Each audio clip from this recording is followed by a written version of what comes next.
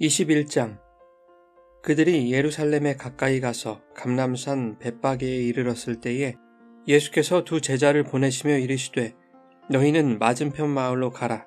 그리하면 곧 매인 나귀와 나귀 새끼가 함께 있는 것을 보리니 풀어 내게로 끌고 오라. 만일 누가 무슨 말을 하거든 주가 쓰시겠다 하라. 그리하면 즉시 보내리라 하시니 이는 선지자를 통하여 하신 말씀을 이루려 하심이라. 일러스되 시온 딸에게 이르기를 내 왕이 내게 임하나니 그는 겸손하여 나귀 곧 멍에 매는 짐승의 새끼를 탔도다 하라 하였느니라. 제자들이 가서 예수께서 명하신 대로 하여 나귀와 나귀 새끼를 끌고 와서 자기들의 겉옷을 그 위에 얹음에 예수께서 그 위에 타시니 무리의 대다수는 그들의 겉옷을 길게 펴고 다른 이들은 나뭇가지를 베어 길에 펴고 앞에서 가고 뒤에서 따르는 무리가 소리 높여 이르되 호산나 다윗의 자손이여 찬송하리로다. 주의 이름으로 오시는 이여 가장 높은 곳에서 호산나 하더라. 예수께서 예루살렘에 들어가시니 온 성이 소동하여 이르되 이는 누구냐 하거늘 무리가 이르되 갈릴리 나사렛에서 나온 선지자 예수라 하니라. 예수께서 성전에 들어가사 성전 안에서 매매하는 모든 사람들을 내쫓으시며 돈 바꾸는 사람들의 상과 비둘기 파는 사람들의 의자를 둘러 엎으시고 그들에게 이르시되 기록된 바 내 집은 기도하는 집이라 일컬음을 받으리라 하였거늘 너희는 강도의 소굴을 만드는도다 하시니라. 맹인과 저는 자들이 성전에서 예수께 나아오매 고쳐주시니 대제사장들과 서기관들이 예수께서 하시는 이상한 일과 또 성전에서 소리질러 호산나 다윗의 자손이여 하는 어린이들을 보고 노하여 예수께 말하되 그들이 하는 말을 듣느냐. 예수께서 이르시되 그렇다. 어린 아기와 젖먹이들의 입에서 나오는 찬미를 온전하게 하였나이다 함을 너희가 읽어본 일이 없느냐 하시고 그들을 떠나 성 밖으로 베다니에 가서 거기서 유하시니라. 이른 아침에 성으로 들어오실 때에 시장하신지라. 길가에서 한 무화과 나무를 보시고 그리로 가사 잎사귀 밖에 아무것도 찾지 못하시고 나무에게 이르시되 이제부터 영원토록 내가 열매를 맺지 못하리라 하시니 무화과 나무가 곧 마른지라. 제자들이 보고 이상히 여겨 이르되 무화과 나무가 어찌하여 곧 말랐나이까. 예수께서 대답하여 이르시되 내가 진실로 너희에게 이르노니 만일 너희가 믿음이 있고 의심하지 아니하면 이 무화과 나무에게 된 이런 일만 할 뿐 아니라 이 산더러 들려 바다에 던져지라 하여도 될 것이요 너희가 기도할 때에 무엇이든지 믿고 구하는 것은 다 받으리라 하시니라. 예수께서 성전에 들어가 가르치실세 대제사장들과 백성의 장로들이 나와 이르되 내가 무슨 권위로 이런 일을 하느냐. 또 누가 이 권위를 주었느냐. 예수께서 대답하시되 나도 한 말을 너희에게 물으리니 너희가 대답하면 나도 무슨 권위로 이런 일을 하는지 이르리라. 요한의 세례가 어디로부터 왔느냐. 하늘로부터냐 사람으로부터냐. 그들이 서로 의논하여 이르되 만일 하늘로부터라 하면 어찌하여 그를 믿지 아니하였느냐 할 것이요 만일 사람으로부터라 하면 모든 사람이 요한을 선지자로 여기니 백성이 무섭다 하여 예수께 대답하여 이르되 우리가 알지 못하노라 하니 예수께서 이르시되 나도 무슨 권위로 이런 일을 하는지 너희에게 이르지 아니하리라. 그러나 너희 생각에는 어떠하냐. 어떤 사람에게 두 아들이 있는데 맏아들에게 가서 이르되 오늘 포도원에 가서 일하라 하니 대답하여 이르되 아버지 가겠나이다 하더니 가지 아니하고 둘째 아들에게 가서 또 그와 같이 말하니 대답하여 이르되 실소이다 하였다가 그 후에 뉘우치고 갔으니 그 둘 중에 누가 아버지의 뜻대로 하였느냐. 이르되 둘째 아들이니이다. 예수께서 그들에게 이르시되 내가 진실로 너희에게 이르노니 세리들과 창녀들이 너희보다 먼저 하나님의 나라에 들어가리라. 요한이 의의 도로 너희에게 왔거늘 너희는 그를 믿지 아니하였으되 세리와 창녀는 믿었으며 너희는 이것을 보고도 끝내 뉘우쳐 믿지 아니하였도다. 다른 한 비유를 들으라. 한 집 주인이 포도원을 만들어 산 울타리로 두르고 거기에 즙자는 틀을 만들고 망대를 짓고 농부들에게 새로 주고 타국에 갔더니 열매 거둘 때가 가까우매 그 열매를 받으려고 자기 종들을 농부들에게 보내니 농부들이 종들을 잡아 하나는 심히 때리고 하나는 죽이고 하나는 돌로 쳤거늘 다시 다른 종들을 처음보다 많이 보내니 그들에게도 그렇게 하였는지라. 후에 자기 아들을 보내며 이르되 그들이 내 아들은 존대하리라 하였더니 농부들이 그 아들을 보고 서로 말하되 이는 상속자니 자 죽이고 그의 유산을 차지하자 하고 이에 잡아 포도원 밖에 내쫓아 죽였느니라. 그러면 포도원 주인이 올 때에 그 농부들을 어떻게 하겠느냐? 그들이 말하되 그 악한 자들을 진멸하고 포도원은 제때에 열매를 바칠 만한 다른 농부들에게 새로 줄지니이다. 예수께서 이르시되 너희가 성경에 건축자들이 버린 돌이 모퉁이의 머릿돌이 되었나니 이것은 주로 말미암아 된 것이요 우리 눈에 기이하도다 함을 읽어본 일이 없느냐. 그러므로 내가 너희에게 이르노니 하나님의 나라를 너희는 빼앗기고 그 나라의 열매 맺는 백성이 받으리라. 이 돌 위에 떨어지는 자는 깨지겠고 이 돌이 사람 위에 떨어지면 그를 가루로 만들어 흩으리라 하시니 대제사장들과 바리새인들이 예수의 비유를 듣고 자기들을 가리켜 말씀하신 줄을 알고 잡고자 하나 무리를 무서워하니 이는 그들이 예수를 선지자로 알미었더라. 여러분 좋은 아침입니다. 오늘도 말씀의 은혜가 여러분의 삶에 풍성히 임하기를 소망합니다. 본문은 예수님이 나귀를 타고 예루살렘으로 입성하시는 장면입니다. 주님은 제자들에게 나귀를 준비하도록 명하시죠. 나귀를 타고 예루살렘으로 들어가시기 위한 것인데 4절 이하에는 이는 선지자를 통하여 하신 말씀을 이루려 하신 것이다 말씀합니다. 이것은 스가랴 9장 말씀에서 온 것인데 장차 오실 메시아에 대한 말씀입니다. 스가랴 9장 9절에 이렇게 기록하고 있죠. 시온에 따라 크게 기뻐할지어다. 예루살렘에 따라 즐거이 부를지어다. 보라 내 왕이 내게 임하시나니 그는 공의로우시며 구원을 베푸시며 겸손하여서 나귀를 타시나니 나귀의 작은 것 곧 나귀 새끼니라. 구원해 주러 오실 예수 그리스도에 대한 예언입니다. 이 예언이 성취되고 있는 장면인 것이죠. 사람들이 나귀를 타고 오시는 주님을 향해 종려나무 가지를 흔들며 호산나를 외칩니다. 호산나라는 말은 구원을 간청한다는 뜻입니다. 이스라엘의 구원자로 오시는 주님을 찬송하고 있는 것이죠. 그러나 무리가 생각하는 구원자는 십자가에 달려 죽으신 그 예수의 구원과는 달랐습니다. 그것은 무리가 종려나무 가지를 흔드는 것으로 알 수 있는데 이는 단순히 왕을 환영하는 의미가 아니었기 때문입니다. 레위기 23장 40절에는 종려가지는 초막절, 즉 장막절에 흔드는 것으로 기록되어 있습니다. 하지만 오늘 본문에서는 종려가지가 유월절을 향하고 있다는 것이 뭔가 그 의미가 변질되었음을 말하고 있는 것이기도 합니다. 무리가 종려나무 가지를 흔드는 것은 오래전에 있었던 역사적 사건을 떠올리고 있는 것입니다. 셀류커스 왕조를 이끌었던 안티오코스 에피파네스로부터 예루살렘 성전을 지켜내고 승리했던 유다 마카비의 일을 추억하고 있음을 생각해 볼 수 있습니다. 안티오코스 에피파네스는 유대교를 억압하고 말살하려 했습니다. 예루살렘 성전에 제우스 형상을 세워놓고 우상 숭배를 강요했으며 유대인들이 부정하게 여기는 돼지의 피를 제단에 뿌리고 제물로 바친 돼지고기를 먹도록 강요까지 했습니다. 극심한 탄압 속에서 이스라엘은 하나님의 도우심을 구했고 이러한 상황에서 마카비, 즉 망치라는 별명을 가진 유다라는 사람이 등장하죠. 그는 대단히 호전적이고 싸움에 능한 사람이었습니다.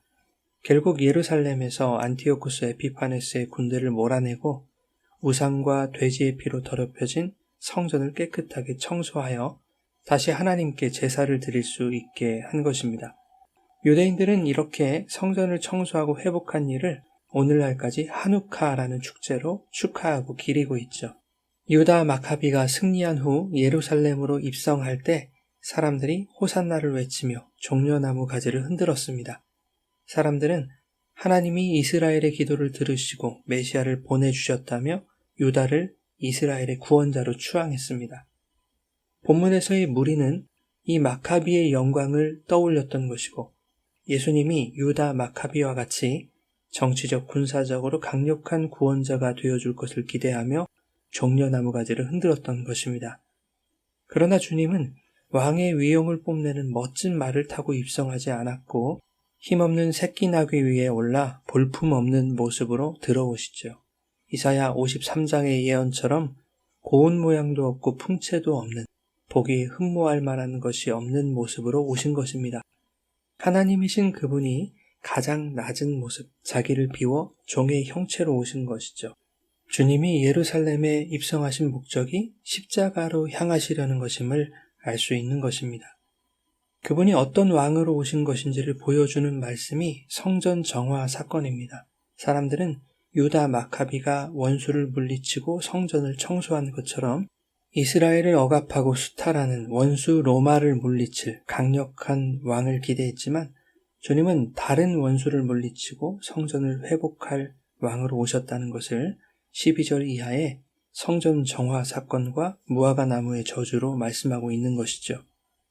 예루살렘 성전에 들어오신 주님은 그 안에서 벌어지는 광경에 경노하신 듯합니다. 하나님을 예배하는 성전에서 환전 행위와 재물을 매매하는 일들이 버젓이 행해지고 있는 것이었습니다. 유대인들은 이스라엘의 3대 절기에 반드시 성전 제사에 참여해야 했습니다. 성전에 들어갈 때는 성전세를 바치게 되는데 성전세는 성전에서만 통용되는 화폐로 지불해야 했기에 미처 준비하지 못한 자들에게 환전을 해주었던 것입니다. 이때 환전상들은 높은 수수료를 받아 챙겼습니다. 그런가 하면 성전에 제물을 바쳐야 했기 때문에 멀리서 오는 사람들은 현장에서 제물을 준비해야 했습니다. 마침 비둘기 파는 사람들이 성전에 좌판을 깔고 있었던 것입니다. 그런데 흠없고 온전한 제물을 드리라는 성경의 가르침과는 달리 상태가 좋지 못한 제물을 비싼 가격에 팔았던 것입니다. 어떻게 이런 일들이 가능했을까요? 율법의 대표인 제사장들이 그것을 허용해주고 뒷돈을 챙겼기에 가능한 일들이었습니다. 제사장들은 24개의 반열로 나누어서 각 반열이 1년에 2번 일주일씩 성전 제사를 수행했기 때문에 그 제한된 기회에 한 몫을 챙기려 했던 것입니다. 이것을 장로들과 레위인들도 문제 삼지 않았다면 그들과도 모종의 거래가 있었던 것이 분명하죠. 예수님은 눈앞에 펼쳐진 하나님 모독의 현장을 쑥대밭으로 만드시고 그 성전을 강도의 소굴로 규정하십니다. 요한복음 2장에서 주님은 이러한 불의한 성전을 무너뜨리고 자신이 사흘 만에 일으켜 세우실 것이라고 말씀합니다. 예수님이 일으키시는 성전은 십자가에 달려 죽으시고 부활하신 자기 육체를 가리켜 하신 말씀이었던 것이죠. 강도의 소굴로 전락한 그 불의한 율법의 장막을 허무시고 우리 안에 자신이 장막으로 들어오신 사건이 바로 십자가이죠. 요한복음 1장 14절에 이미 주님께서 이 땅에 오신 이유를 명시하고 있습니다. 말씀이 육신이 되어 우리 가운데 거하심에. 여기서 거하시다라는 말이 장막을 세우다라는 뜻입니다. 십자가로 성취하신 예수께서 마지막 날 새 예루살렘이라는 무너지지 않는 영원한 하늘 장막으로 임하실 것입니다. 그 장막에서 혼인잔치가 이루어지는 날에 수많은 성도들이 주님의 완전한 구원을 찬송하며 종려나무 가지를 흔들게 될 것입니다. 요한계시록 7장 9절 10절에 이렇게 기록되어 있습니다. 이 일 후에 내가 보니 각 나라와 족속과 백성과 방언에서 아무도 능히 셀 수 없는 큰 무리가 나와 흰옷을 입고 손에 종려가지를 들고 보좌 앞과 어린 양 앞에 서서 큰 소리로 외쳐 이르되 구원하심이 보좌에 앉으신 우리 하나님과 어린 양에게 있도다 하니. 본문의 종려나무 기사와 성전 정화 이야기가 이렇게 주님의 십자가와 영원한 하늘나라의 혼인잔치로 연결되고 있는 것입니다. 18절 이하에 시장하신 주님은 무화과 나무를 저주하십니다. 열매는 없고 잎사귀만 무성했기 때문입니다. 그런데 마가복음 11장에 의하면 그 시기는 열매가 맺힐 시기가 아니었습니다. 허기를 참지 못하신 주님이 괜한 무화과 나무에 화풀이를 하신 것은 아닐 것입니다. 마치 풍성한 나무인 척 잎사귀만 무성한 그러나 열매는 없는 총체적으로 타락한 율법의 성전을 저주하신 것입니다. 23절 이하에 보면 성전을 뒤엎으신 주님이 그 성전에서 태연하게 가르치십니다. 자신들의 영업장을 초토화시킨 예수님의 모습을 보고 대제사장들과 장로들이 가만히 있을 수가 없었을 것입니다. 그들은 예수님께 권위 문제로 시비를 겁니다. 당신이 무슨 권위로 이런 일을 하느냐? 누가 그 권위를 주었느냐? 이에 대하여 예수님은 요한의 세례가 어디로부터 왔는지를 너희가 대답한다면 나도 대답해 주겠다 말씀하시죠. 그들은 고민이 깊어졌습니다. 요한의 세례가 하늘로부터 온 것이라 대답한다면 너희는 왜 그를 믿지 않았느냐고 할 것이고, 사람으로부터라 했을 때는 요한을 선지자로 여기는 수많은 무리가 들고 일어설 것이 두려웠던 것입니다. 결국 그들은 알지 못한다 라고 대답합니다. 보아도 보지 못하고 들어도 듣지 못하며 깨닫지 못하는 자들이죠. 그들에게 주님의 권위에 대해 설명하는 것은 의미 없는 일입니다. 주님도 그들에게 무슨 권위로 성전 정화를 하셨는지 말씀하지 않으십니다. 종교 지도자라는 기득권을 누리던 그들은 예수님이 자신들을 무시한다고 생각했을 것입니다. 그런데 주님은 거기서 멈추지 않고 종교 지도자들이 더욱 격분할 만한 말씀을 이어가십니다. 그것이 두 아들의 비유와 악한 포도원 소작농의 비유입니다. 두 아들의 비유는 이것입니다. 포도원에 가서 일하라는 아버지의 말씀에 맏아들은 가겠다고 하고 정작 가지 않았습니다. 반대로 둘째 아들은 싫다고 했다가 뉘우치고 포도원으로 갔다는 것입니다. 두 아들 중에 누가 아버지의 뜻대로 행하였느냐? 대제사장들과 장로들은 당연히 둘째 아들이라고 대답했습니다. 그러자 주님은 세리들과 창녀들이 너희보다 먼저 하나님 나라에 들어갈 것이다 말씀하시죠. 너희가 바로 첫째 아들이고 너희가 죄인으로 규정한 세리와 창녀들이 둘째 아들과 같다는 것입니다. 너희는 의와 도로 전한 요한의 말을 믿지 않았지만 그들은 믿었다라고 말씀하시죠. 앞서 권위에 대한 질문에서 요한의 세례가 어디로부터인지 알지 못한다 대답한 것에 대해 너희는 그것이 하늘로부터 온 것임을 믿지 않았다라는 것을 밝히고 계시는 것입니다. 그 순간 종교 지도자들은 사색이 되었을 것입니다. 요한을 선지자로 여기는 수많은 무리가 두려워서 대답을 피했던 것인데 예수의 권위가 그들의 속내를 들통나게 한 것입니다. 종교 지도자들은 그 자리에 있었던 백성들의 따가운 시선을 피하기 어려웠을 것이고 어서 빨리 이 예수를 제거하지 않으면 안 된다는 위기감을 느꼈을 것입니다. 그런데 주님은 마치 카운터 펀치를 날리듯이 악한 포도원 농부의 비유를 이어가십니다. 포도원을 소작농들에게 새로 주고 타국에 간 주인이 수확철이 되어 종들을 포도원으로 파견합니다. 그러자 소작농들이 주인의 종들을 심히 때리고 돌로 치고 잡아 죽이기까지 했습니다. 주인은 자기 아들은 존대할 것으로 여기고 아들을 보냈지만 오히려 농부들은 아들이 주인의 상속자라며 자신들이 유산을 차지하기 위해 주인의 아들까지 죽입니다. 어리석은 짓이죠. 아들을 죽인다고 해서 그들이 상속받을 수 없는 것입니다. 주님이 물으십니다. 포도원 주인이 올 때 그 악한 농부들을 어떻게 하겠느냐? 이에 종교 지도자들은 그들의 입으로 대답합니다. 악한 자들을 진멸하고 포도원은 열매를 바칠 만한 농부들에게 새로 주지 않겠습니까? 그렇다. 너희가 바로 악한 농부이며 너희가 스스로 너희에게 닥칠 일을 지금 말하였다. 너희는 하나님의 상속자인 나를 죽이려 하는 자들이다. 하나님의 심판이 임하는 날 아들을 죽인 너희는 진멸될 것이다. 이것이 43절의 말씀입니다. 그러므로 내가 너희에게 이르노니 하나님의 나라를 너희는 빼앗기고 그 나라에 열매 맺는 백성이 받으리라.